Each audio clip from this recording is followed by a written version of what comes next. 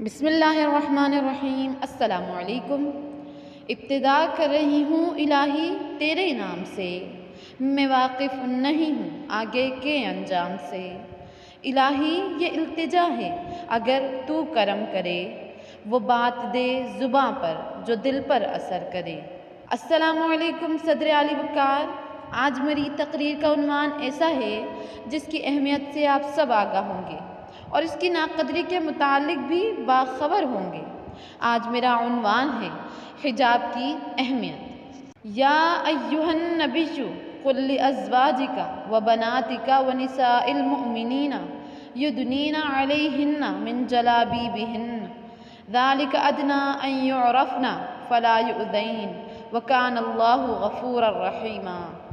मैंने आप सबके सामने छोटी सी आयत तिलावत की जिसमें अल्लाह ताला फरमाते हैं कि ए नबी, अपनी बीवियों और बेटियों और अहले ईमान की औरतों से कह दो कि अपने ऊपर अपनी चादरों के पल्लू लटका लिया करें।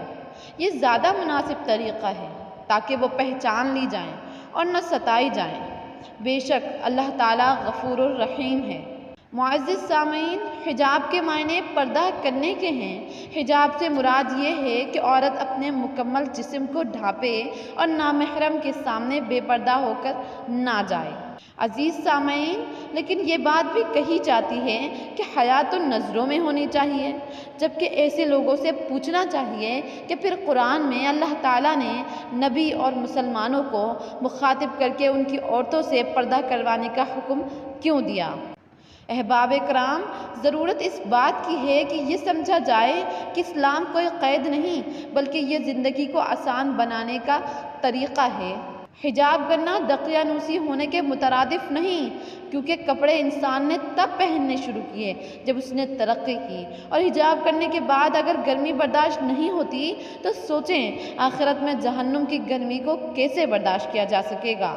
जुस्तजू है गुनाहों की वो सवाब से डरती है, जुस्तजू है गुनाहों की वो सवाब से डरती है। अफसोस कि आज बिन्ते हवा हिजाब से डरती है।